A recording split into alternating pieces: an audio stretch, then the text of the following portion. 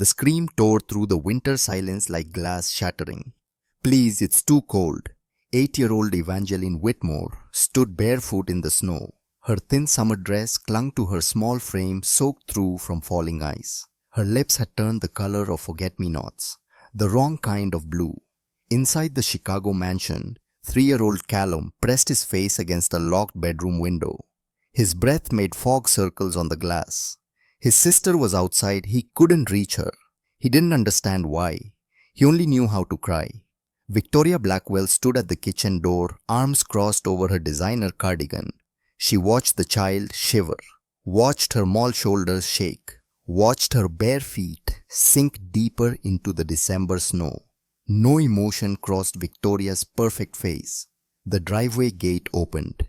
A black Mercedes sedan rolled through tires crunching over ice. The car door opened before the vehicle fully stopped. Harrison Whitmore stepped out in his business suit, briefcase still in hand. He froze. His daughter stood in the snow like a ghost. Her dark hair was wet against her skull. Her fingers had gone past pink, past red, straight to that terrible white that meant danger. Time stopped. Then Harrison's briefcase hit the ground. He ran. "Eva!" His voice cracked the frozen air. He swept her into his arms.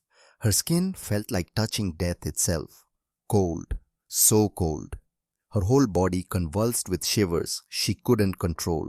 "Daddy!" The word came out through chattering teeth. "Daddy, I'm so cold." Harrison spun toward Victoria. His sister-in-law stood in the doorway, surprise blooming across her features. But Harrison had seen something in the split second before she noticed him. He'd seen her standing there, watching, waiting. "What is she doing outside?" His voice came low, dangerous. Victoria's expression shifted into concern so perfect it could have won awards. "Harrison, thank God you're home early." Her hand fluttered to her chest. Eva was being naughty. She ran outside without proper clothes despite me telling her to dress warmly. I was just about to bring her in when you arrived. The lie was smooth as silk, but Harrison had seen the truth in that one unguarded moment. He carried Eva toward the house. She weighed nothing. Far too light for an 8-year-old. When had his daughter become so small? "Where's Callum?" "Taking a nap in his room." Victoria stepped aside to let him pass. "He was fussy, so I put him down early." From upstairs came a sound, weak, muffled, the cry of a child who had given up hope of being heard. Harrison's blood turned to ice. Still carrying Eva, he took the stairs 2 at a time. Callum's door stood closed. Harrison tried the handle. Locked. "Why is this door locked?" Behind him, Victoria's voice held an edge now. It must have stuck, sometimes the latch. Harrison didn't wait for the rest. He kicked. The door splintered inward. The room beyond was freezing. Actually freezing. The window stood wide open. Snow had blown in, covering the carpet in white. And there on the small bed sat Callum in nothing but a diaper. His little body was covered in goosebumps. His lips matched his sister's, that same terrible blue. Harrison grabbed his son with his free arm, slammed the window shut with his elbow. Both children clung to him now. Their small bodies gripped his shirt with desperate strength. They were terrified. Not just cold, not just uncomfortable. Terrified. Harrison turned to face Victoria. She stood in the doorway, and for just a moment, her mask slipped again. Irritation flashed in her eyes before the concerned aunt expression returned. "What is happening in this house?" Harrison's voice shook, not with fear, with rage. "Nothing is happening." Victoria's tone sharpened. "The children have been difficult while you've been traveling." Eva was being defiant and ran outside. Callum was having a tantrum, so I opened the window to cool him down. "You're overreacting." Harrison looked at his children. Really looked. When had Eva's face become so thin? When had Callum's ribs started showing through his skin? When had he last really seen them? "Get out." His voice came quiet, final. "Get out of my house. Don't be ridiculous." Victoria's mask cracked further. "I'm family. I've been sacrificing everything to care for your children while you're never here. You can't just—" I said get out. Something in Harrison's eyes must have convinced her. Victoria's jaw tightened. She turned without another word. Her heels clicked down the stairs. The front door slammed. An engine started. Tires on gravel. Then silence. Harrison carried both children to the master bedroom, turned the heat up, wrapped them in every blanket he could find. Eva's shivers were violent. Callum had stopped crying. That was worse somehow. "When did you last eat?" Harrison asked gently. Eva's eyes filled with tears. She didn't speak, just shook her head. Callum whispered, "Hungry, Daddy, hungry." Harrison's hands were shaking now too, not from cold, from the realization of catastrophic failure. He pulled out his phone, dialed 911. "I need to report child abuse, and I need paramedics. I think my children have hypothermia." But this wasn't where the story began. To understand what Harrison found that frozen December evening, you had to go back. Back to the funeral, back to the rain, back to the moment when everything started to break. 18 months earlier, when Eva was only 6 years old and Callum just 18 months, their mother died. Spring rain hammered against the church windows. Inside, mourners filled every pew. Annabelle Whitmore had been loved, wife, mother, friend. The cancer had taken her fast, too fast. 12 weeks from diagnosis to death. 6-year-old Eva sat in the front row, her tiny fingers gripping a teddy bear. The bear was old, well-loved, its brown fur soft from years of hugs. Her mother had given it to her on her 4th birthday. "This bear is magic," Annabelle had whispered, then her eyes bright with the life that would later fade. "See this zipper in the back? You can keep secrets inside. Important things, things you need to remember, and the bear will keep them safe." Maeva hadn't understood then. She understood now. The service ended. People filed past to offer condolences. Harrison stood like a statue, shaking hands, accepting sympathy. He looked hollow, a man with the life carved out of him. Eva held her bear and said nothing. Victoria Blackwell approached, Annabelle's younger sister. 33 years old, blonde, where Annabelle had been dark sharp, where Annabelle had been soft. She wore black that looked expensive. Her makeup was perfect despite tears that left no tracks. "Harrison," Victoria's voice dripped sympathy. "I'm so sorry. Annabelle was everything to me." Harrison nodded. Words seemed beyond him. Victoria knelt beside Eva, touched her shoulder. "Sweetheart, I know this is hard, but I want you to know I'm here for you. Always." Eva looked up, met her aunt's eyes, and Victoria smiled. A small smile, private. Then she leaned close to Eva's ear, close enough that her words carried to no one else. "Now everything will be mine." Eva's blood went cold. She didn't understand, not really. She was 6 years old, but some part of her, some deep instinct understood danger when it looked her in the eyes. Eva said nothing, but she remembered. She would always remember. The months that followed were grey. Harrison threw himself into work. His tech company was negotiating a merger. $800 million, the deal of a lifetime. It required everything he had. He left before Eva woke, returned after she slept. When they did see each other, Harrison's eyes looked through her, seeing some distant spreadsheet instead of his daughter. Eva understood. Grief did that, made people disappear inside themselves. But understanding didn't make the loneliness easier. Victoria visited often, brought groceries, offered to watch the children while Harrison worked late. She was helpful, concerned, the perfect sister-in-law stepping in to help a grieving family. Harrison began to rely on her, and Eva began to watch her. 6-year-olds notice things adults miss. The way Victoria's smile never quite reached her eyes. The way her voice changed when Harrison left the room. The way she looked at things in the house, artwork, jewelry, bank statements left on the counter, with an expression Eva couldn't name but didn't like.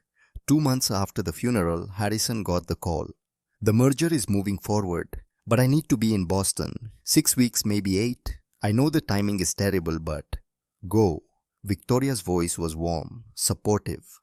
"The children and I will be fine. They need stability right now, routine. I can provide that. You do what you need to do." Harrison looked at Eva, at Callum now 18 months old and just learning to walk. "Are you sure? They're all I have left of Annabelle. Victoria's eyes glistened with tears. Let me honor her memory. Let me help. What could Harrison say to that? So he went. He kissed his children goodbye, promised to video call every day, drove to the airport, believing his children were in good hands. He was wrong. The first week, Victoria was fine. Not warm exactly, but fine. She fed them, bathed them, put them to bed on time. The house ran smoothly. Eva watched anyway. Callum was too young to notice anything wrong. At 18 months, he knew only that mommy was gone and daddy was far away. He cried often, wanted to be held constantly. Victoria's patience wore thin quickly. Stop crying. Her voice would snap when Harrison wasn't around. You're being ridiculous. Week 2 brought changes. Subtle at first. Meals got smaller. The breakfast that had been eggs and toast became just toast. Lunch that had been a sandwich and apple became crackers. Dinner portions shrank. You need to learn not to waste food, Victoria said when Eva asked for more. Children in this country are spoiled, wasteful. Eva's stomach hurt with hunger, but she said nothing. The video calls with Harrisons were scheduled for 6 o'clock every evening. At 5:30, Victoria would become a different person. She'd warm up soup, make Eva and Callum presentable, brush Eva's hair, wipe Callum's face, set them in good light. Then she'd stand behind Harrison's laptop just out of frame. Her smile would vanish, her eyes would go cold and hard, and she'd mouth words while Harrison talked to his children. Smile. Say you're happy. Tell him everything is fine, or Callum disappears. That last threat came in week 3. Eva didn't understand what disappears meant exactly.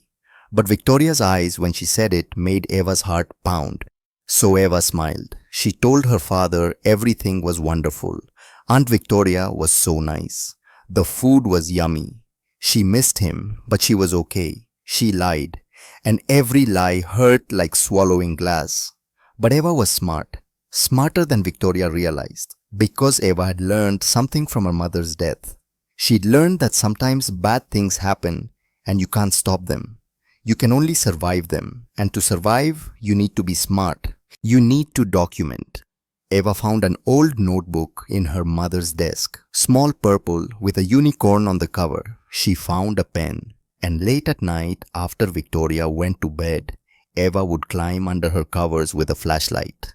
She'd retrieve the notebook from its hiding place in her teddy bear's back inside that zipper her mother had shown her years ago. And she would write, Day 8. Aunt V gave us only crackers today. Callum cried. She yelled at him. Day 12, Aunt V locked Callum in his room for an hour because he spilled juice. He screamed the whole time. Day 15, I asked for dinner. Aunt V said I was greedy. Made me stand on the back porch for 2 hours. It was cold. My feet hurt. Eva's handwriting was careful, precise. She dated each entry. Noted times when she could, because Eva understood something else too. Grown-ups believed other grown-ups, but grown-ups didn't always believe children. So if no one was going to believe her words, she'd make them believe her evidence. Week 4 was when Victoria stopped pretending entirely. The food became scarce. Breakfast might be a single piece of toast split between 2 children. Lunch would be skipped. Dinner would be a bowl of plain rice. Victoria ate well. Eva could smell the meals she made for herself. Steak, pasta, fresh bread. The scents would drift upstairs while Eva and Callum sat in their room, bellies cramping with hunger. Why can't we eat that? Eva asked once. Victoria's hand shot out, grabbed Eva's arm, squeezed hard enough to leave marks. Because you haven't earned it. You're ungrateful, selfish. Do you know how much it costs to keep you? How much your father pays me to deal with you? Eva's arm throbbed. She didn't cry. Crying made it worse. That night she wrote in her notebook. Day 26. Aunt V grabbed my arm. It hurts. There are red marks. Callum only ate 3 bites today. He's getting skinny. I'm scared. The bruises on Eva's arm turned yellow, then green, then faded. New ones appeared. Eva started wearing long sleeves. Even when Victoria turned down the heat to save money. Even when the house felt cold enough to see her breath. Long sleeves hid the marks, but they couldn't hide the weight falling off her small frame. Margot Sullivan noticed. Margot had worked as the Whitmore family housekeeper for 3 years. She was 62, Irish-American, with steel gray hair and kind eyes that missed nothing. She came 3 times a week to clean. In week 5, Margot arrived to find Eva in the kitchen. The child was rail thin now. Her collarbones stuck out like bird wings. Her eyes looked too big for her face. "Sweet Mary and Joseph," Margot whispered. "Child, when did you last have a proper meal?" Eva's eyes darted toward the stairs, toward where Victoria was on a phone call in her room. "I'm fine, Mrs. Margot." "You are not fine." Margot's voice was firm but gentle. She opened the refrigerator, found it nearly empty despite the $4,000 Harrison sent monthly for food and household expenses. She opened the pantry, also bare. "Where is all the food, Eva?" "Aunt Victoria says we waste too much, that we need to learn gratitude." Margot's jaw tightened. She'd raised 4 children of her own. She knew neglect when she saw it. "Eva, sweetheart, has she hurt you?" Eva wanted to tell her, wanted to show her the notebook, wanted to cry into this kind woman's arms and beg for help. But Victoria's words echoed in her head. "Tell anyone and Callum disappears. Forever." So Eva just shook her head. "I'm fine. Really." Margot didn't believe her. But before she could press further, Victoria's heels skid down the stairs. "Margot, I didn't hear you arrive." Victoria's smile was bright, false. "How are you?" "Concerned." Margot's Irish accent thickened when she was angry. "The child is skin and bones." "Yes, well, she's a picky eater. Won't touch vegetables." I'm at my wit's end trying to get her to eat properly. Victoria's sigh was perfectly calibrated. "You know how children can be." Margot looked at Eva. Eva looked at the floor. The housekeeper left an hour later. But as she passed Eva in the hallway, she pressed something into the child's hand. A piece of paper with a phone number. "If you need help," Margot whispered, "anytime, you call me." Eva tucked the paper into her teddy bear's back next to the notebook. That night, Margot sat in her car for a long time, thinking, wondering, knowing something was deeply wrong, but not knowing how to prove it. Finally, she made a decision. She started taking pictures. Her phone's camera wasn't great, but it was enough. She photographed the empty refrigerator through the kitchen window, photographed Eva looking gaunt through the front door glass, photographed times and dates. If something was happening to those children, Margot Sullivan would have evidence. She just prayed she wouldn't need it. Week 6 arrived with snow. Chicago winters were brutal. By December, the temperatures dropped well below freezing. Normal people bundled up, turned their heat high, kept children warm and fed and safe. Victoria did the opposite. She turned the heat down to 60 degrees. "To save money," she said. Eva and Callum shivered under thin blankets at night. The punishments escalated. When Eva asked for seconds at dinner when there was dinner, Victoria dragged her outside, made her stand on the back porch in bare feet. "You'll stay out here until you learn gratitude." 20 minutes, 30. Eva's feet went numb, then started to hurt. That deep burning pain that meant frostbite was starting. When Victoria finally let her in, Eva's toes were white. The feeling didn't come back for hours. When it did, it hurt worse than the cold had. Eva wrote it all down. Day 34, locked in freezing room overnight, window open, too cold to sleep. Callum got sick coughing. Day 35. This morning Aunt V made me stand outside 40 minutes. No shoes. My feet hurt so bad. White spots on toes won't go away. Then she locked us in cold room again because Callum was crying. Day 37. Callum's cough is worse. I'm scared he's really sick. Asked Aunt V to call doctor. She said no, that we're faking. Day 38, video call with Daddy today. I had to smile and say everything was good. Aunt V stood behind the camera and mouthed, "Smile or Callum dies." I don't think Daddy noticed. Does he even miss us? Does he even care anymore? That last line made Eva cry when she wrote it. She crossed it out immediately. Daddy cared. He had to care. He was just busy. He'd come home soon. He had to. Day 40 arrived. Thursday, December 16th. Eva woke to find the house colder than usual. The heat was off completely. She could see her breath in her bedroom. Callum was crying. Always crying now. He'd lost weight too. His diaper hung loose on his small body. His eyes looked hollow. Eva went to his room, found him standing in his crib, tears streaming down his face. "Hungry," he whimpered. "Hungry, Eva."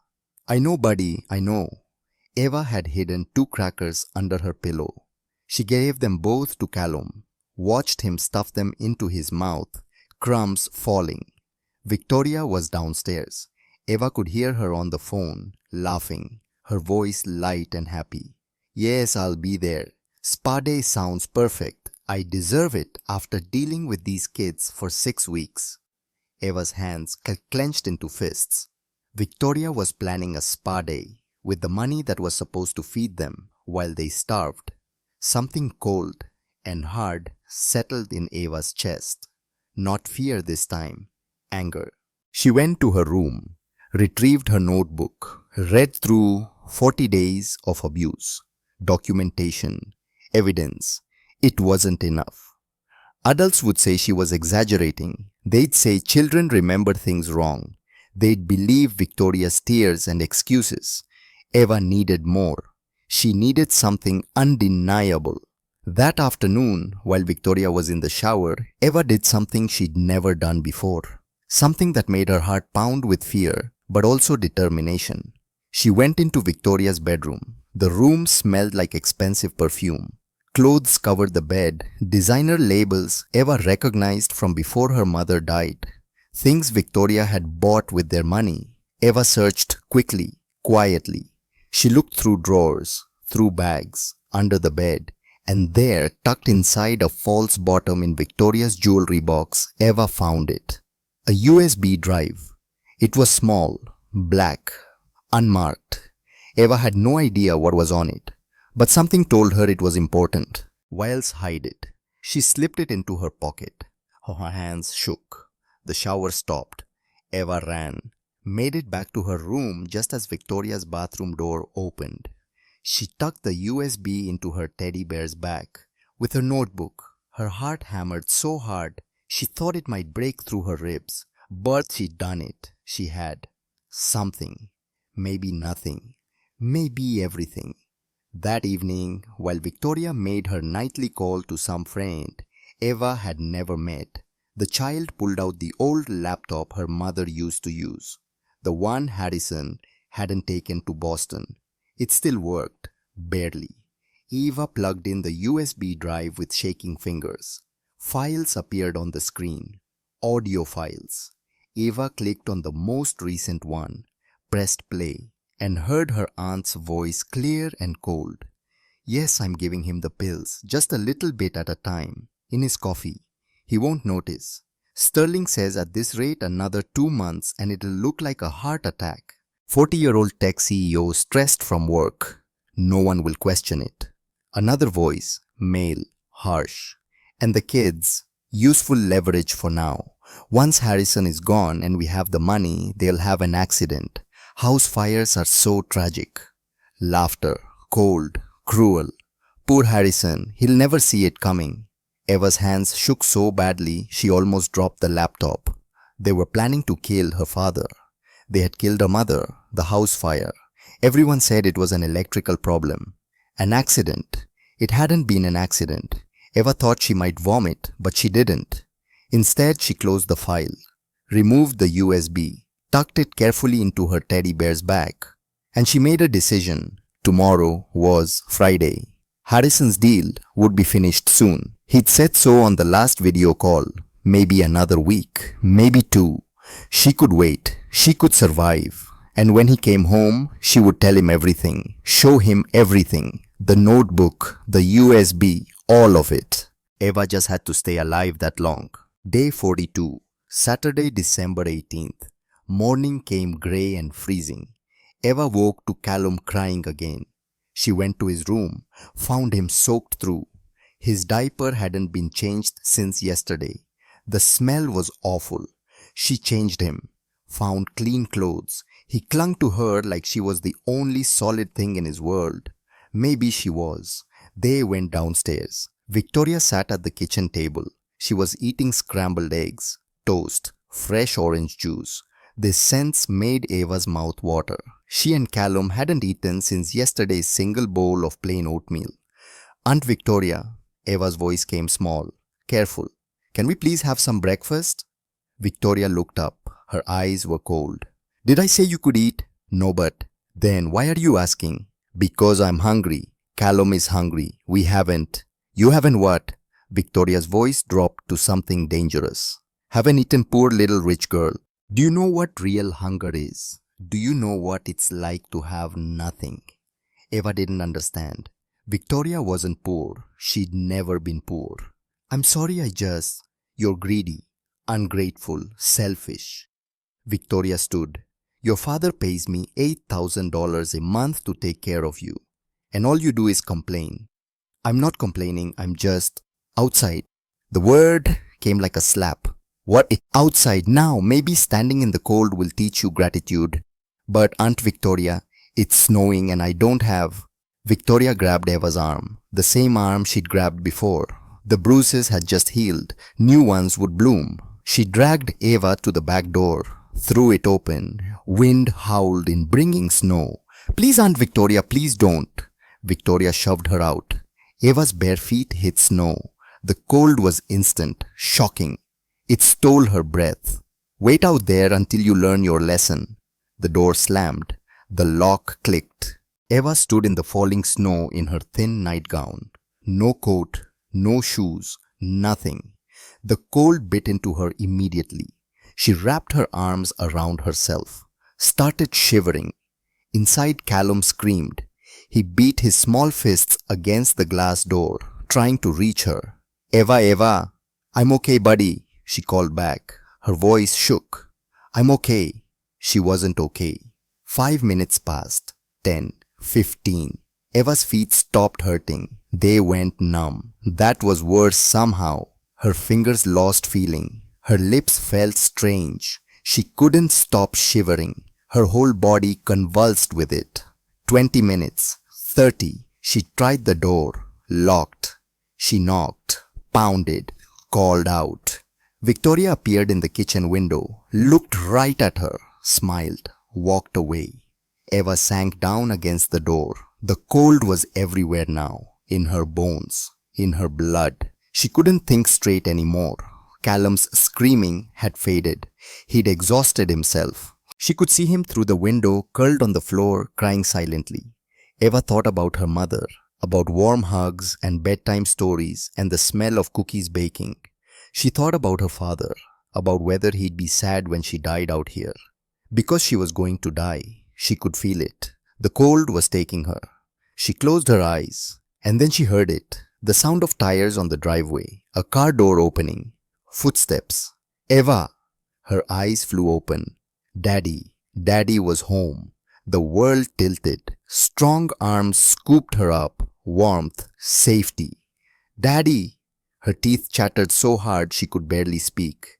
Daddy, I'm so cold. I know, baby, I know. I've got you now. And Ava whispered the words she'd been holding for 42 days. Daddy, I have proof. In my teddy bear.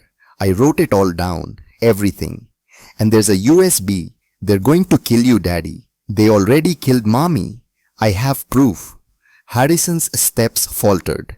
He looked down at his daughter's face. Saw the truth there. What? In my teddy bear, Ava repeated. Her eyes were closing. So tired. So cold. The zipper in the back. Mommy showed me. Secrets stay safe there. I documented everything. 42 days. She felt her father's arms tighten around her. Heard his voice crack. Hold on, Ava. Just hold on. The world went grey at the edges. But Ava had done it. She'd survived. She'd documented. She'd waited. And now someone finally believed her. The little witness had spoken, and everything was about to change. The emergency room lights were too bright. Ava squinted against them as paramedics wheeled her gurney through automatic doors. Harrison ran alongside, one hand gripping the metal rail. His other arm carried Callum, who had stopped crying. That silence was worse than screaming. "We need a doctor," Harrison's voice cracked. "My children have hypothermia. They've been..." His throat closed. "Please." A woman in blue scrubs appeared. She had silver hair pulled back tight and eyes that had seen everything. Dr. Beatrice Thornton had worked pediatric emergency medicine for 40 years. Nothing shocked her anymore until she pulled back Eva's blanket. Sweet, merciful God. The child was skeletal, ribs visible through pale skin, arms like twigs, legs that looked like they might snap, and the frostbite white patches on her toes and fingers that would scar forever. "How long?" Dr. Thornton's voice was sharp, professional, but her hands shook slightly as she began examination. 6 weeks. Harrison could barely get the words out. "I was in Boston for 6 weeks. I left them with my sister-in-law. I thought they were safe. I thought..." "You thought wrong." The doctor didn't soften it. "This child has severe malnutrition. This is systematic starvation." She moved to Callum. The toddler was worse. His belly was distended from malnutrition. His breathing rattled, pneumonia. His eyes didn't focus properly. "Get me IV lines, both children, and call CPS now." Nurses swarmed, needles, tubes, machines that beeped. Eva lay still through it all. She'd been still for so long, quiet for so long, surviving. But something had changed in that moment on the porch, when her father had finally come, when he'd finally seen. She didn't have to be silent anymore. "Dr. Thornton." Eva's voice was small but clear. The doctor turned, leaned close. "Yes, sweetheart. I have proof of everything she did in my teddy bear." Dr. Thornton glanced at Harrison. He held up the old brown bear. His hands trembled. "She says there's evidence inside. A zipper in the back." The doctor found it, unzipped carefully. Inside the bear's stuffing was a plastic bag, and in that bag, a purple notebook with a unicorn on the cover, a USB drive, a piece of paper with a phone number. Eva's eyes were closing. The warmth of the hospital was making her drowsy after so much cold. "Read it," she whispered. "Read what I wrote. Every day. I documented everything." Dr. Thornton opened the notebook. "Day 8. Aunt V gave us only crackers today. Day 15 made me stand on porch for 2 hours. Feet hurt from cold. Day 26. Aunt V grabbed my arm. Red marks. Callum only ate 3 bites. Day 35. Locked in cold room overnight. Window open. Then, this morning, made me stand outside 40 minutes. Feet turned white. Won't go back to normal." The doctor's jaw tightened. She'd seen abuse before. But this was different. This was a child's careful documentation of her own torture. "This child," Dr. Thornton said slowly, "is the bravest person I have ever met." Margot Sullivan got the call at 7:15 that evening. She'd been home making dinner for her husband, trying not to think about those Whitmore children, trying not to feel guilty about the pictures on her phone that she'd been too scared to show anyone. The caller ID showed Harrison's number. Her heart dropped. "Hello, Mrs. Sullivan." Harrison's voice was raw. "This is Harrison Whitmore. I need you to come to Northwestern Memorial Hospital. Now. Please. I need..." He broke. "I need you to tell them what you saw." Margot's dinner burned on the stove. She drove 90 miles an hour through Chicago streets. Didn't care about speed limits. Didn't care about anything except those 2 children. The hospital was chaos. Police, social workers, doctors, and at the center of it all, Harrison Whitmore sat in a plastic chair holding his daughter's teddy bear. He looked destroyed. "Mr. Whitmore," Margot approached carefully. "The children, alive, barely." He looked up. His eyes were red. "Mrs. Sullivan, Eva said you noticed. She said you tried to help." Shame flooded through Margot. "I should have done more. I should have. You took pictures." It wasn't a question. Margot nodded, pulled out her phone with shaking hands. "I didn't know what else to do. I was afraid if I reported it without proof, Victoria would..." She stopped. I was a coward. You were smart. Harrison's voice was firm. Eva was smart. You were both smart because now we have proof. A detective approached. Sarah Kim, 30 years on the force, specialized in crimes against children. She'd seen the worst of humanity. This was still shocking. Mrs. Sullivan, I understand you have photographic evidence. Margot handed over her phone. 73 photos. Dated, time-stamped. Empty refrigerator. Bruises on a child's arm, visible through a window. Eva's face getting thinner week by week. Detective Kim's expression never changed, but her grip on the phone tightened. This is excellent documentation. Combined with the child's notebook and the medical evidence, we have a strong case. She looked at Margot. But I need your statement. Everything you saw, everything you suspected. They sat in a conference room, fluorescent lights buzzing overhead. Margot told them everything, how the food disappeared, how Eva grew gaunt, how the child wore long sleeves in summer, how Victoria always had an excuse, how Margot had been afraid, so afraid, but had documented anyway. I'm so sorry, Margot whispered when she finished. I should have called sooner. Detective Kim's voice was gentle. You did what you could. You gathered evidence. That takes courage. It takes more courage than I had. Mrs. Sullivan. The voice came from the doorway. Eva stood there. She was in a hospital gown, an IV pole beside her. Her feet were bandaged. She looked impossibly small, but her eyes were clear. She walked to Margot, slowly, each step careful, and she hugged her. You acted when it mattered, Eva said softly. You believed me. That's what counts. Margot Sullivan, who had raised 4 children and buried one who had survived 62 years of life's hardships, broke down and cried. The USB drive sat on Detective Kim's desk like a bomb. They'd plugged it into a secure computer, run it through malware checks, verified its contents. 3 audio files, all dated, all crystal clear. Harrison sat with his attorney, David Martinez. Both men looked like they'd aged 10 years in 6 hours.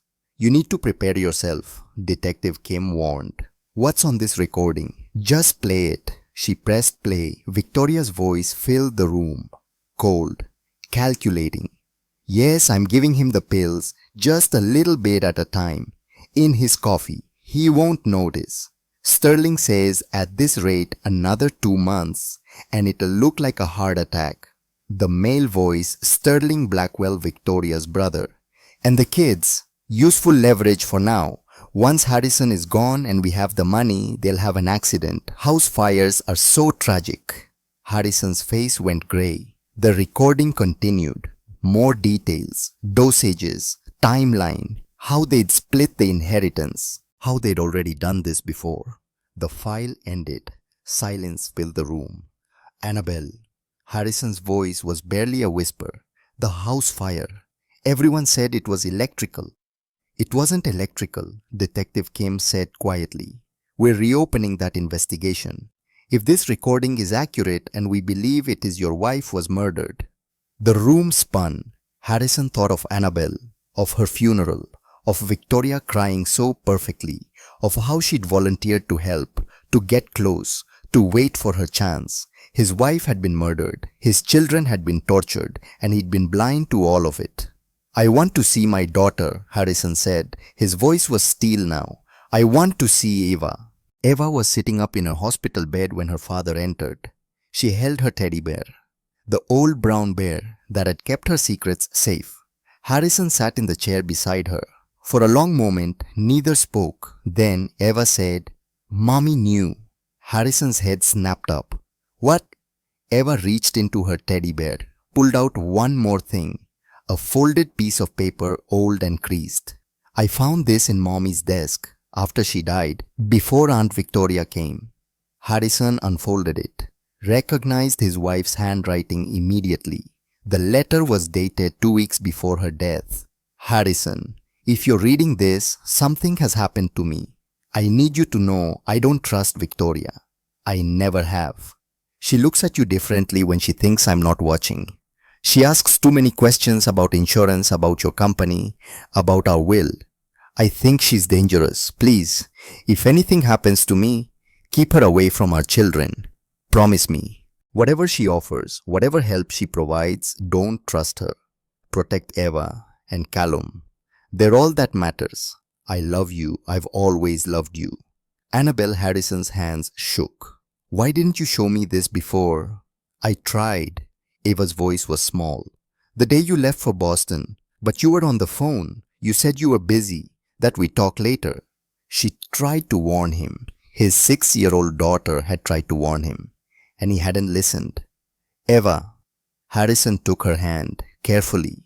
Her fingers were still bandaged from frostbite. I'm so sorry. I should have been here. I should have listened. I should have. You're here now, Eva said. That's what matters. And Daddy, her eyes met his. We need to stop her. She can't hurt anyone else. Harrison looked at his daughter, 8 years old, suffering from severe malnutrition, frostbite scars that would last forever, trauma that would take years to heal, and still fighting, still brave. We will, he promised. I swear to you, Eva, we will stop her. Victoria Blackwell was arrested at 11:47 p.m. that same night. She'd been at a spa, facial, massage, manicure, all paid for with the money meant to feed Harrison's children. When police arrived, she was in the middle of a seaweed wrap. Victoria Blackwell, you're under arrest for child abuse, child endangerment, theft, fraud, and conspiracy to commit murder. Victoria's perfect mask cracked immediately. This is ridiculous. I'm the victim here. Harrison has turned those children against me. They're lying. Detective Kim leaned close. Save it for your lawyer. We have documentation from the 8-year-old victim, photographs, medical records, and audio of you planning to murder Harrison Whitmore. All color drained from Victoria's face. They found Sterling Blackwell 3 hours later. He didn't go quietly, tried to run, injured 2 officers before they took him down. Both siblings were held without bail. The evidence was overwhelming. But Victoria wasn't finished. From her cell, she made calls to reporters, to her expensive lawyer, to anyone who would listen. Within 24 hours, the story hit the news. But Victoria's version. Billionaire CEO kidnaps children from loving aunt. Tech mogul uses power to destroy grieving sister-in-law. Children coached to lie in custody battle.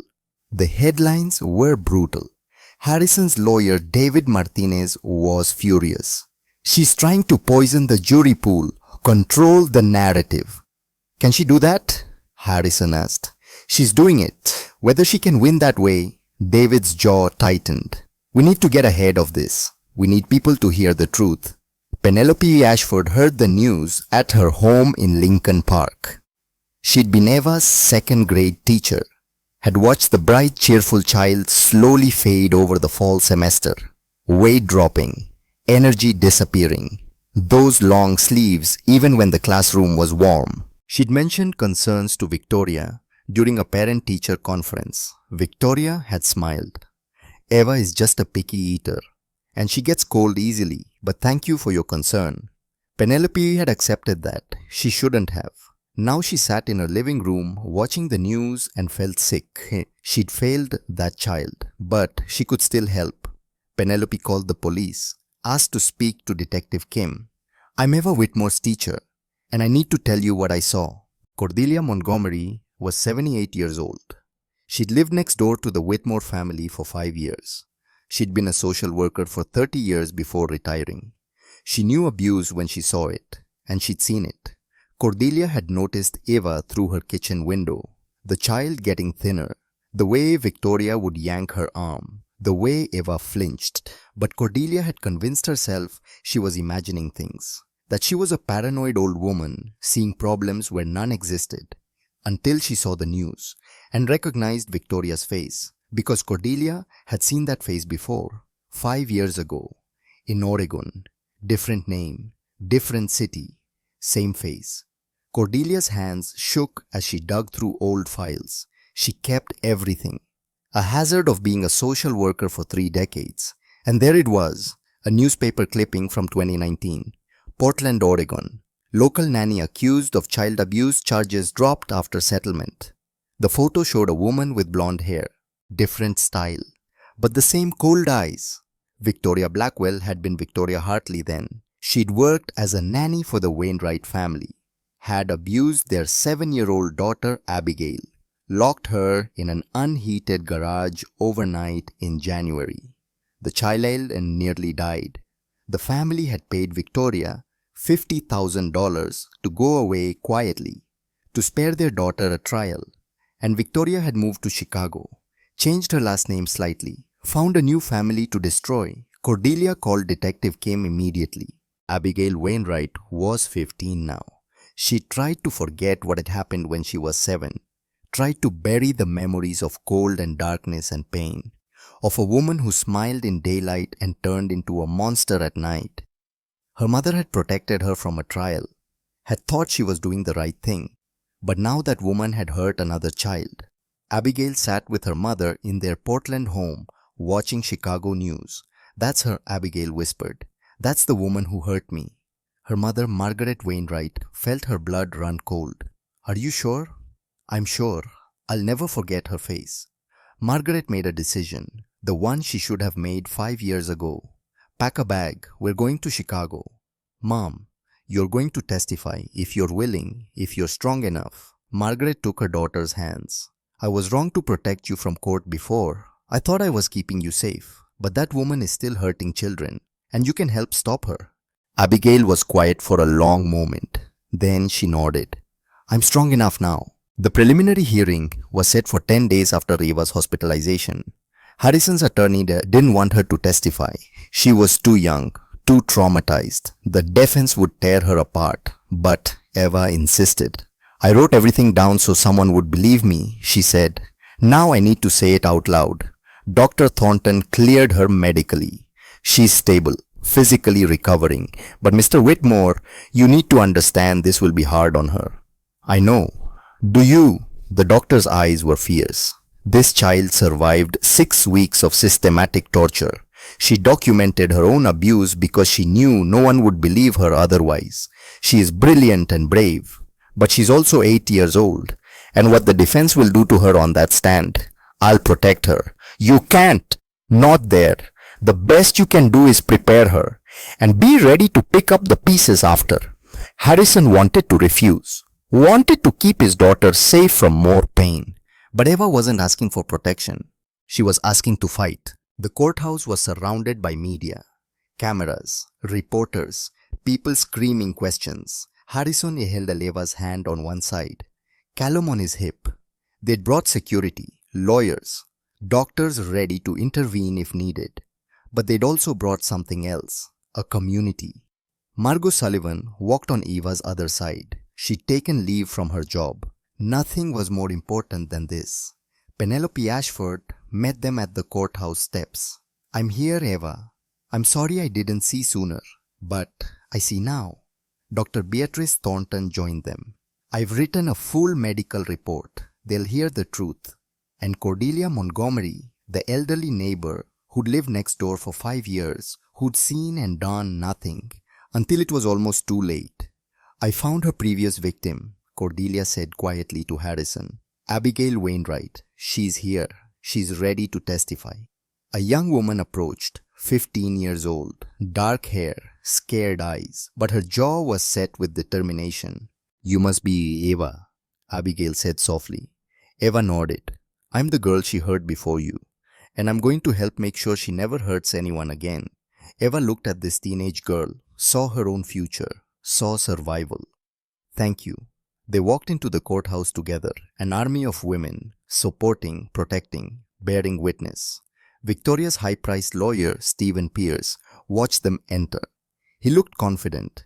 He represented monsters for a living, always won, but he'd never faced an 8-year-old with 42 days of documentation. He had no idea what was coming. Judge Patricia Caldwell had seen everything in her 30 years on the bench: child abuse cases, murders, fraud.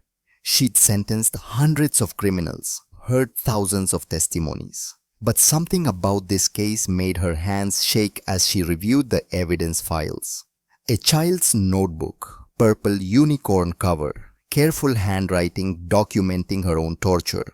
audio recordings of murder plots, medical photographs that made Judge Caldwell's stomach turn, and the child herself, 8 years old, suffering from malnutrition, frostbite scars on her small fingers.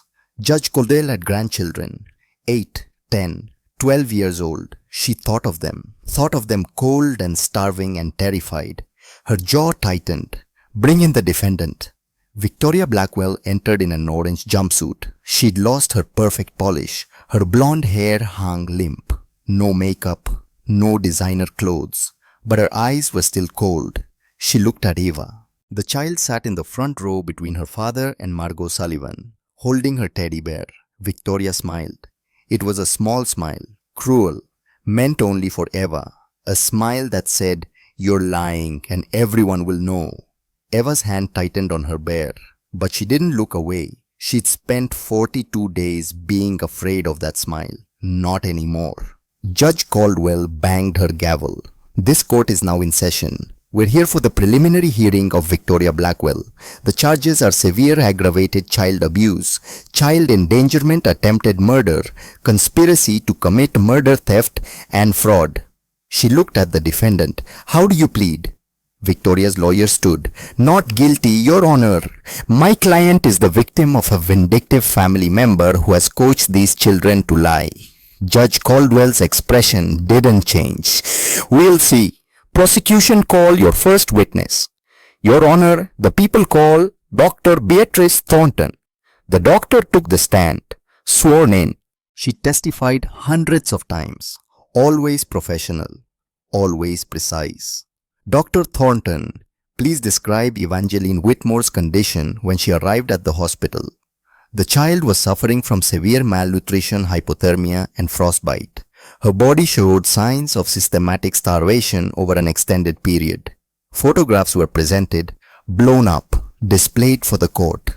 Several people in the gallery gasped. Eva's skeletal frame, blue-tinged lips, white patches of frostbite, bruises in various stages of healing.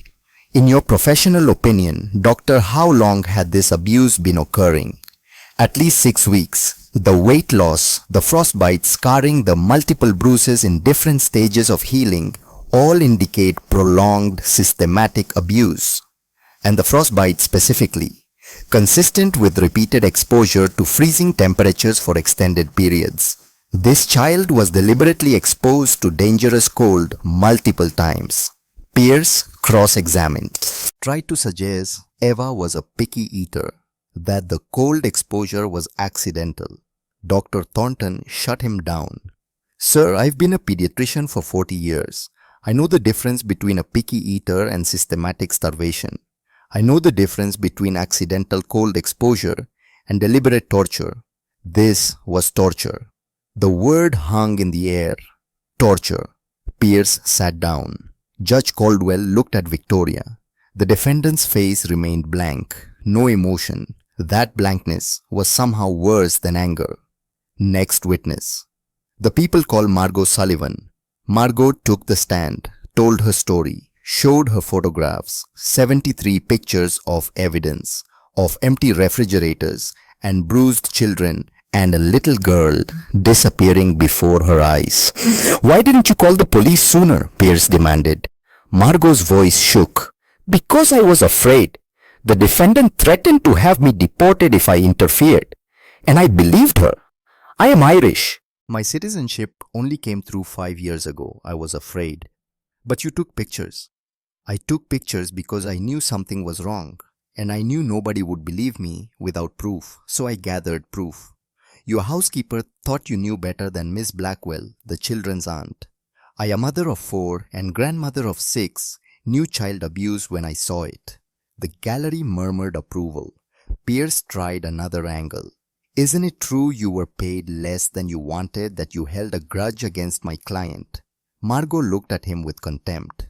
I held no grudge. I held evidence. There's a difference. Pierce had no response. Next witness. The people called Penelope Ashford.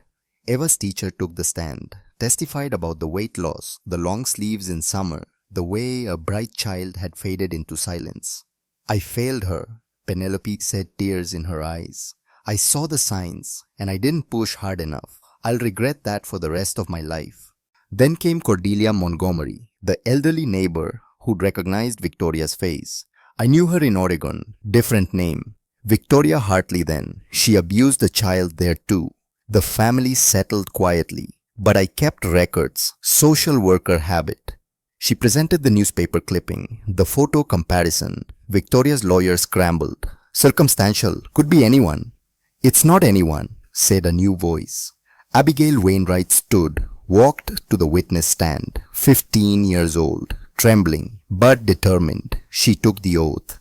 State your name for the record.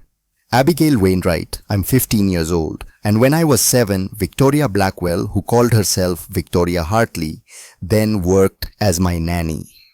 The courtroom went silent. She locked me in our unheated garage overnight in January. The temperature was 20 degrees. I nearly died from hypothermia. My parents paid her $50,000 to go away. They thought they were protecting me from a trial. Abigail looked directly at Victoria. But she just found another family, another child, and she did the same thing. Pierce objected. This is irrelevant to the current case. It's evidence of pattern, the prosecutor shot back. It shows this was not isolated, not accidental, but deliberate and repeated. Judge Caldwell agreed. Overruled. Continue, Mrs. Wainwright. Abigail described her abuse, the cold, the hunger, the fear. How Victoria smiled for adults and became a monster when alone with children. She told me that if I told anyone, she'd hurt my little brother. So I stayed quiet, until the night she locked me in the garage and forgot about me. My father found me at 3 in the morning. I was blue, not breathing properly. And you're testifying now because I learned that staying silent doesn't protect anyone. It just lets monsters find new victims. Abigail's voice strengthened. I'm testifying so Eva doesn't have to be ashamed like I was. So she knows she's not alone. And so everyone knows this woman is dangerous. Pierce had no questions for her. What could he say? The evidence was mounting, crushing, undeniable. But the most important testimony was yet to come. Judge Caldwell looked at the prosecutor. Your Honor, the prosecutor said quietly, the people call Evangeline Whitmore. A ripple went through the courtroom. The little girl stood. She wore a blue dress. Her hair was brushed. Her frostbite bandages were clean. She looked impossibly small. But she walked to the stand with her head high, held her teddy bear tight, and prepared to speak the truth that would change everything. Eva's small shoes clicked against a marble as she walked to the witness stand. Each step echoed in the silent courtroom. Every eye followed her. The reporters, the lawyers, the strangers in the gallery who'd come to see justice, and Victoria. Her aunt sat at the defense table perfectly still, watching, that cold smile still playing at the corners of her mouth. Eva climbed into the chair. Her feet didn't touch the floor. A bailiff brought her a booster cushion. She sat on it, clutching her teddy bear. Judge Patricia Caldwell leaned forward. Her expression was gentle, grandmotherly. Evangeline, do you understand why you're here today? Yes, ma'am. To tell the truth about what happened. And do you promise to tell the truth, the whole truth? Yes, ma'am. Eva's voice was steady, clear. I wrote it all down so I wouldn't forget. I have 42 days of truth. The judge nodded. Then tell us, sweetheart, in your own words, what happened while your father was away? Eva took a deep breath. She looked at her father in the front row. He nodded encouragement. Beside him sat Margot Penelope Cordelia Dr. Thornton, her army of women, all of them nodding, telling her, you can do this. Eva looked at the judge, not at Victoria, not anymore. And she began. Aunt Victoria came to help after Mommy died. At first she was okay, not nice exactly, but okay. Then Daddy had to go to Boston for work. 6 weeks, and everything changed. Her words came slowly at first, then stronger, building. The first week was fine. The second week, the food started getting smaller. By week 3, we only ate once a day, sometimes not even that. I was so hungry all the time. My stomach hurt. Callum cried because he didn't understand why there was no food. Eva's fingers tightened on her bear. When I asked for more food, Aunt Victoria got angry. She said I was greedy. Ungrateful. She said children in America were spoiled and I needed to learn gratitude. What did she do when she was angry? The prosecutor asked gently. She grabbed my arm, hard. It left bruises. She made me stand outside on the porch, in the cold, without a coat or shoes. How long would she make you stand outside? Different times. Sometimes 20 minutes, sometimes an hour. Once for 4 hours. Gasps from the gallery. Eva continued. My feet started to hurt. They turned white in spots. The feeling didn't come back for a long time. Dr. Thornton says that's frostbite, that the scars will stay forever. She held up her small hands. The bandages were off now. White patches marked her fingertips. These don't go away. She did this to me. Eva, why didn't you tell your father during the video calls? This was the question Eva had been waiting for. The one everyone asked. Why didn't you tell? Because Aunt Victoria stood behind the camera where Daddy couldn't see, and she would mouth words at me. Threats. What kind of threats? Eva's voice dropped. She said if I told Daddy what was happening, she would make Callum disappear forever, that I'd never see him again. She said no one would believe me anyway because I was just a kid. She said Daddy was too busy to care. Tears rolled down Eva's cheeks now, but her voice stayed strong. So during every video call I smiled. I said everything was wonderful. I lied. Because I was 6 years old and I was scared. I didn't know what else to do. The prosecutor paused. Let that sink in. A 6-year-old child making impossible choices. Eva, I need to ask you about something we found in your teddy bear. A notebook. Can you tell the court about that? Eva's hand moved to the bear's back. The zipper. After Mommy died, I remembered something she told me. She said this bear was magic. That there was a secret place inside where I could keep important things. Things I needed to remember. She demonstrated. Unzipped the back, showed the empty space inside. So I found a notebook. And every night after Aunt Victoria went to sleep, I would write down what happened that day. What she did. What she said. And when she hurt us. How long she made us stand in the cold. Everything. Why? Because Mommy taught me that truth matters.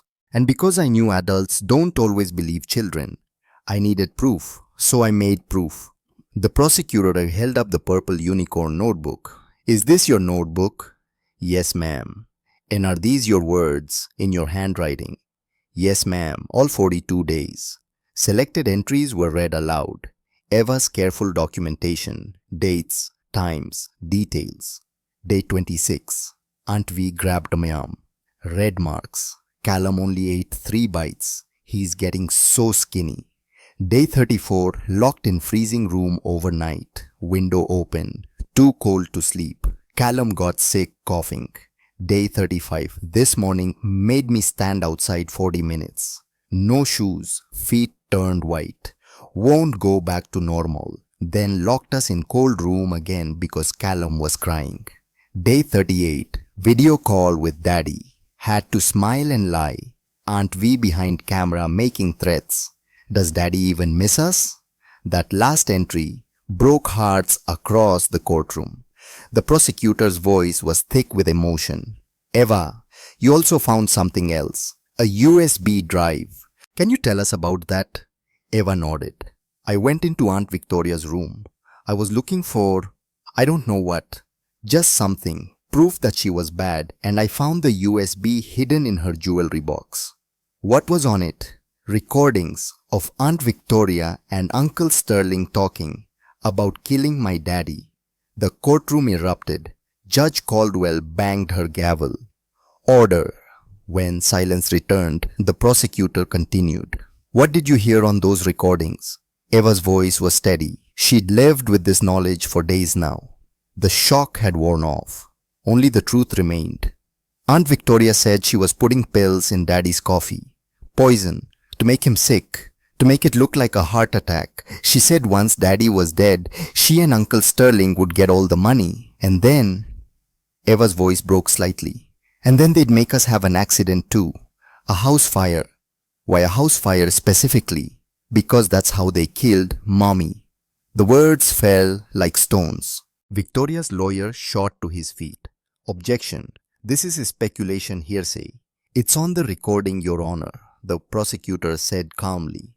Victoria Blackwell's own voice describing how they tampered with the electrical wiring 18 months ago, how they planned it, how they executed it, how they got away with it. Judge Caldwell's face had gone white. Overruled. Continue. The prosecutor played the audio. Victoria's cold voice filled the courtroom. The house fire worked perfectly with Annabelle. No one suspected. We can do it again with the brats. Harrison made a sound like he'd been punched. Annabelle, his wife, murdered. Not an accident. Murdered. Eva continued testifying. I heard the recording and I knew. Mommy didn't die in an accident. Aunt Victoria killed her. And she was going to kill Daddy too. Kill all of us. For money. What did you do with this information? I hid the USB in my teddy bear with my notebook. I knew Daddy would come home soon. And when he did, I'd tell him everything. Show him everything. I just had to survive long enough. The prosecutor's next question was soft. Eva, on the last day, December 18th, what happened? Eva's hands trembled slightly, but she answered. I asked for breakfast. Just asked. And Aunt Victoria got so angry. She dragged me outside. It was snowing. I was in my nightgown. No coat, no shoes, nothing. How long were you outside? I don't know exactly. Maybe 40 minutes, maybe an hour. Time felt strange. I got so cold I couldn't think right anymore. My feet went numb, then my hands. Then everything felt far away and fuzzy. What were you thinking while you were out there? Eva was quiet for a moment. When she spoke, her voice was small. I thought I was going to die. I thought Aunt Victoria was going to let me freeze to death. And I thought about Mommy, about how she always kept me warm. And I wondered if dying from cold hurt very much. Silence. Complete silence. And then what happened? Daddy came home. Eva looked at her father, smiled through her tears. He picked me up and he was so warm. And I told him about the teddy bear, about the proof, because I knew if I didn't tell him, then I might not get another chance. The prosecutor stepped back. Your witness. Stephen Pierce approached, Victoria's defense attorney. Expensive suit, cold eyes. He'd destroyed child witnesses before, made them cry, made them contradict themselves, made juries doubt, but he'd never faced Eva Whitmore. Evangeline. Eva, she corrected. My name is Eva. Pierce smiled, condescending. Eva, you love your father very much, don't you? Yes, sir. You'd do anything for him. I'd tell the truth for him. That's what I'm doing. Are you sure you're not confused about some of these events? You're very young. Sometimes children remember things differently than they actually happened. Eva looked at him with those serious 8-year-old eyes. Sir, I'm not confused. I wrote everything down. Every single day, with dates and times. I have frostbite scars on my fingers and toes that doctors say are permanent. Those aren't memories. Those are facts. Pierce shifted tactics. But isn't it possible your father coached you, told you what to say? No, sir. I wrote my thought book before Daddy even knew what was happening, before anyone knew. I documented everything because Mommy taught me that truth matters. And the truth is, Eva's voice strengthened. Aunt Victoria hurt us. She starved us. She froze us. She planned to kill us. That's the truth. And no amount of your questions will change it. The gallery burst into applause. Judge Caldwell didn't stop them. Pierce had no more questions. Eva stepped down from the stand, walked back to her seat. Harrison pulled her into his arms, held her tight. She'd done it. She'd spoken her truth, and everyone had heard. But Victoria wasn't finished. As Eva returned to her seat, Victoria Blackwell stood. Her lawyer tried to pull her back down. Don't! But Victoria's mask had finally completely shattered. That lying little brat. Judge Caldwell's gavel cracked like thunder. Miss Blackwell, sit down. She's turning everyone against me. After everything I did for them, after I sacrificed. Sit down now or I'll hold you in contempt. Victoria's voice rose to a shriek. I should have left her outside longer. I should have made sure she froze to death. Then She couldn't be up here lying about me. The courtroom erupted. Bailiffs moved forward. Victoria fought them. Actually fought, screaming, clawing. You have no idea what it's like watching Annabelle get everything. The husband, the money, the perfect life. But while I got nothing, she deserved to die. And those brats deserved to suffer. Pierce looked like he wanted to disappear. She was weak, Victoria screamed as bailiffs restrained her. Annabelle was weak and stupid, and I'm glad she's dead. I'm glad I killed her. And I would have killed Harrison too if this little demon hadn't. Judge Caldwell's gavel crashed down repeatedly. Bailiffs removed the defendant immediately. They dragged Victoria out. She screamed the entire way. I'll get out. I'll finish what I started. You hear me, Eva? I'll finish it. The door slammed. Silence fell. Eva was shaking. But when Harrison looked down at her, she met his eyes and nodded. She was okay. Victoria couldn't hurt her anymore. Judge Caldwell took a moment to compose herself. When she spoke, her voice was icy. The defendant has just confessed to murder on the record. In addition to the overwhelming evidence already presented, medical records, photographs, audio recordings, eyewitness testimony, and the victim's own documentation, we now have the defendant's own admission of guilt. She looked at Victoria's lawyer. I'm calling a recess. When we reconvene in 1 hour, I expect your client to be silent or she will be gagged. Am I understood? Pierce nodded miserably. Court is in recess. They reconvened 2 hours later.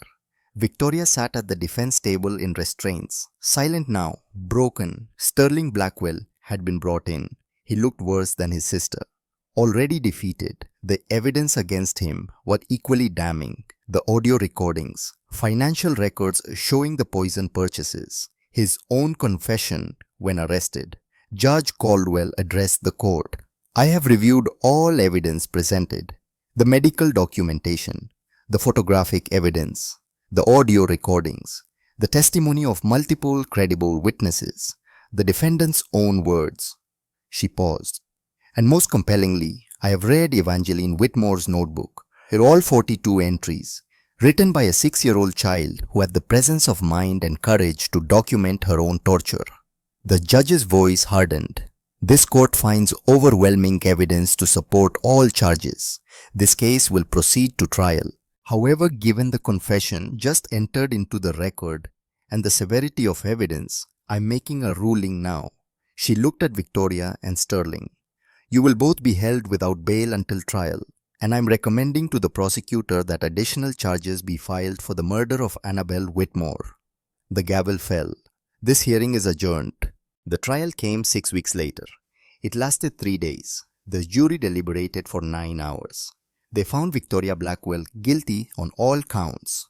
First-degree murder of Annabelle Whitmore, attempted murder of Harrison Whitmore, aggravated child abuse and torture of Evangeline Whitmore, aggravated child abuse of Callum Whitmore, conspiracy to commit murder, theft and fraud totaling $170,000. Sterling Blackwell received similar verdicts. Sentencing came 1 week later. The courtroom was packed. Eva sat between her father and Margot. She wore a white dress, her mother's cross necklace. Her frostbite scars were visible on her hands. She wasn't hiding anymore. Judge Caldwell looked at Victoria Blackwell, the woman who'd smiled at funerals and murdered for money, who tortured children and felt no remorse. Victoria Blackwell, in 30 years on this bench, I have rarely encountered evil as pure and calculated as yours. You murdered your own sister. You tortured 2 innocent children. You planned multiple murders for financial gain. And even when caught, you showed no remorse, only rage that your plans were discovered. The judge's voice was steel. Children are a sacred trust. They depend on adults for safety, for warmth, for love.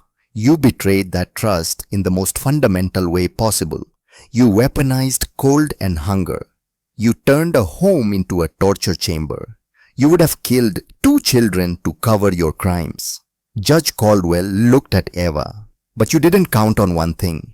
You didn't count on the courage of an 8-year-old girl who refused to be silent, who documented every day of abuse, who found evidence of your crimes and kept it safe, who survived long enough to speak truth to power. She turned back to Victoria. Evangeline Whitmore is the bravest person I've ever had in my courtroom, and you, Miss Blackwell, are the cruelest. The gavel rose. For the murder of Annabel Whitmore, 40 years. For the attempted murder of Harrison Whitmore, 30 years.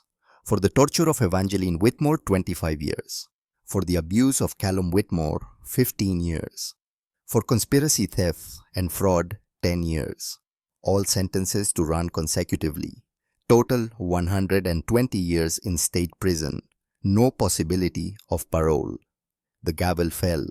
Victoria would die in prison. Sterling Blackwell received 70 years, also consecutive, also no parole. Both would spend the rest of their lives behind bars. As bailiffs led Victoria away, she looked at Eva one final time, tried to hold that cold smile, but Eva stared back, unflinching, and Victoria's smile crumbled. She was led away in chains, gone forever. Outside the courthouse, Harrison gave a brief statement. Eva stood beside him. Margot held her hand. The community of women surrounded them, protecting, supporting. Justice has been served today, Harrison said. His voice was rough with emotion. Not just for my children, but for my wife Annabel, who was taken from us far too soon, and for Abigail Wainwright, who suffered years ago but found the courage to pick up now. He looked down at Eva. My daughter is the strongest person I know. She survived 6 weeks of hell. She documented everything with the mind of a detective and the courage of a warrior. She found evidence that solved her mother's murder, and she testified with a clarity and bravery that inspired everyone in that courtroom. Harrison's voice broke. I failed her. I wasn't there when she needed me. I chose work over presence, and she nearly paid with her life. He knelt down, looked Eva in the eyes.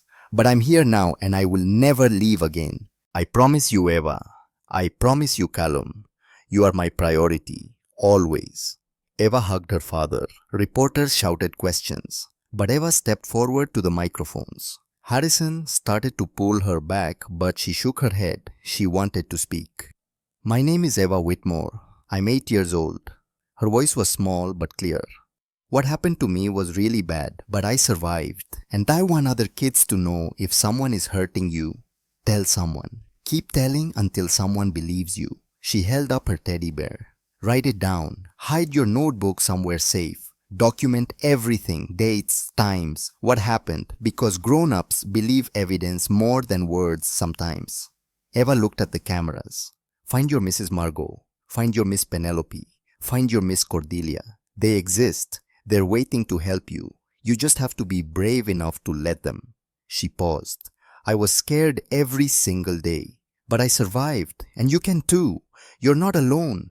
The press conference ended. But Eva's words spread. Within hours, the video had 1 million views. Within days, 10 million. Children across the country heard her message, and they started speaking up. 7 years passed. The seasons turned. Winter to spring, spring to summer, year after year. Eva grew.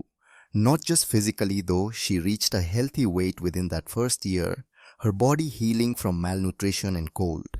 She grew in other ways too. In strength, in confidence, in purpose. By age 15, Eva Whitmore stood 5'4".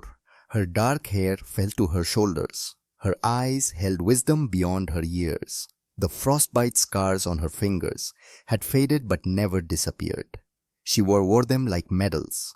Proof she'd survived. Proof she'd won. Eva was a straight-A student at her Chicago high school. Captain of the debate team. Volunteer at 3 different organizations. And she gave speeches, lots of speeches, at schools, at conferences, at fundraisers. Always the same message: document your abuse. Find your helpers, speak your truth, and always carrying that old brown teddy bear. Callum was 10 now, a happy, energetic boy who loved soccer and video games and his big sister. He had few concrete memories of those terrible 6 weeks. They'd become fuzzy in his mind, softened by therapy and time and love. But he knew his sister had saved his life, and he adored her for it. Harrison Whitmore had kept his promise. He'd stepped down as CEO of his company, remained on the board but worked from home, attended every school event, every therapy appointment, every speech Eva gave.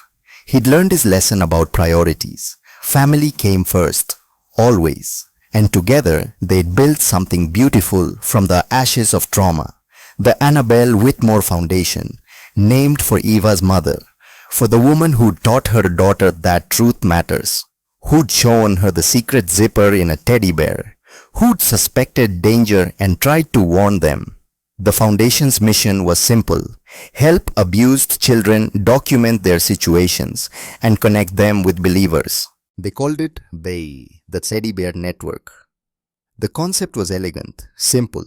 Children who suspected abuse or who were being actively abused could request a teddy bear from the foundation. Free, anonymous, no questions asked.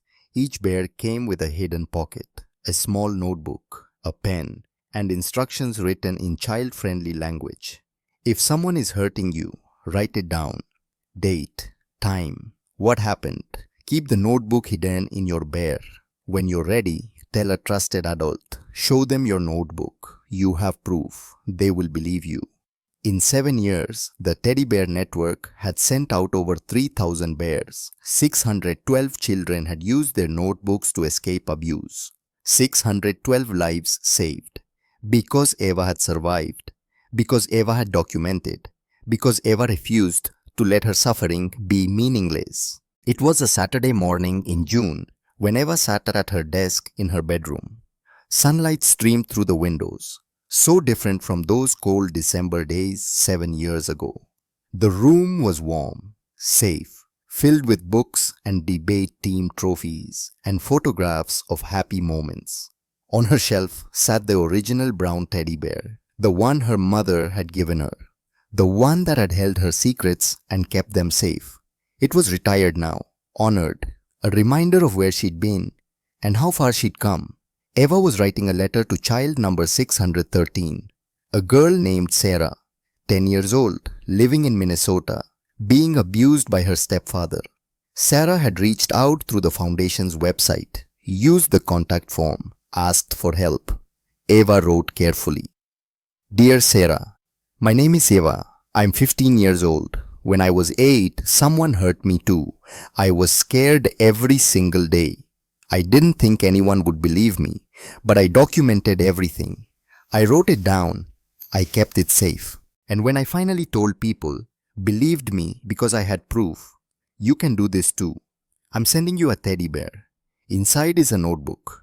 Write down what happens to you, when, where, what he says, what he does. Then find a teacher you trust, a counselor, a neighbor, someone safe. Show them your notebook. They will believe you. You are not alone. You are not powerless. You have a voice. Use it. I survived. You will too. Love, Eva." She sealed the letter, set it aside to mail with the bear 613. And there would be more. Always more. Because abuse didn't stop. Evil didn't disappear. But neither did courage. Neither did truth. Neither did hope. That evening, Eva's family gathered in the kitchen. Harrison made dinner. He'd learned to cook over the years, had taken classes, wanted to make sure his children and always had warm homemade meals. Tonight was pasta, Annabelle's recipe, the one she'd made every Sunday. The scent filled the house. Callum set the table. Eva helped with salad. Margot was there too. She'd become family over the years, honorary grandmother to both children. They sat together, held hands. Harrison said grace. "Thank you for this food, for this family, for second chances, for Eva's courage that saved us all. Amen." "Amen," they echoed. They ate, talked, laughed. A normal family dinner, the kind of normal that Eva had dreamed about during those 42 frozen days. The kind of normal she'd fought for. The kind of normal she'd earned. After dinner, Eva went to her room, did homework, checked the foundation email. 43 new requests for teddy bears. 43 children reaching out. She forwarded them to the fulfillment team. They'd send bears by Monday. Then Eva opened her laptop. started recording a video. She'd been asked to speak at a national conference on child abuse prevention. This video would introduce her, explain her story, set up her keynote speech. Eva positioned the camera, hit record. "My name is Eva Whitmore. I'm 15 years old." She held up the old brown teddy bear. "When I was 8, this bear saved my life." She told her story, condensed, 7 minutes. The abuse, the documentation, the survival, the trial, the victory. "I was one of the lucky ones," Eva said. "I survived. I had people who believed me. I had evidence that couldn't be denied." She paused. "But so many children aren't lucky. They tell and aren't believed. They document and their evidence is destroyed. They reach out and find no one there." Eva looked directly into the camera. "That's why we created the Teddy Bear Network. So children everywhere can have what I had. A safe place to hide their truth. A tool to document their abuse. A connection to people who will believe them." She showed the bear's hidden pocket. 612 children have used these bears to escape abuse. 612 lives saved. But there are more. Always more. Children suffering in silence right now, tonight, as you watch this video. Eva's voice strengthened. "If you're one of those children, if someone is hurting you, please hear me. You are not alone.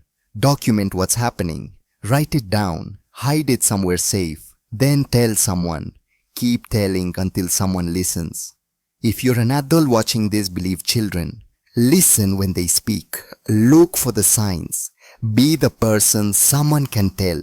Be someone's Miss Margot, someone's Miss Penelope, someone's Miss Cordelia." Eva held the bear close. "Evil exists. We all know that now. But courage exists too. And community. And truth." She smiled. That brave smile that had inspired millions. "My mother used to tell me, love never fails. 1 Corinthians 13 verse 8.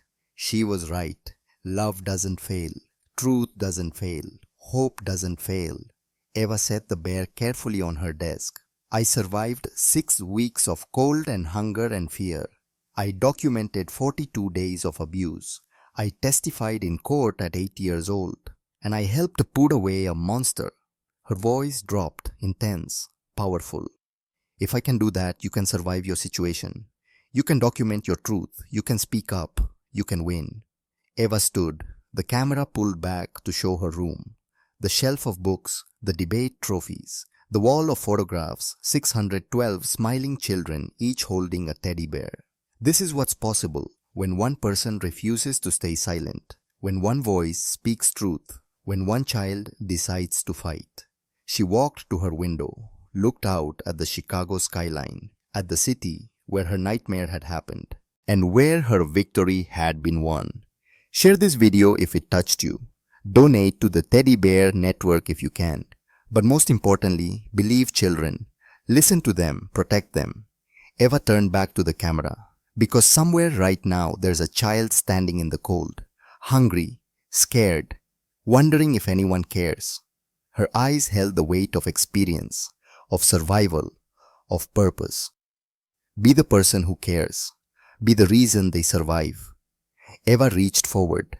"Thank you for listening. Thank you for believing. Thank you for being here." She hit stop. The recording ended. Eva sat back, looked at the bear on her desk, the guardian of her secrets, the keeper of her truth. "We did it, Mom," she whispered. "Just like you taught me, truth mattered and love didn't fail." She could almost feel her mother's presence, warm, proud, eternal. Outside, snow began to fall, the first snow of the season. Eva didn't flinch, didn't fear. Snow couldn't hurt her anymore. Nothing could, because Eva Whitmore had stood in the coldest darkness imaginable, and she'd come out the other side carrying light. Light for herself, light for Callum, light for 612 children, and light for every child still waiting to be saved. The little witness had spoken, and her voice had changed the world.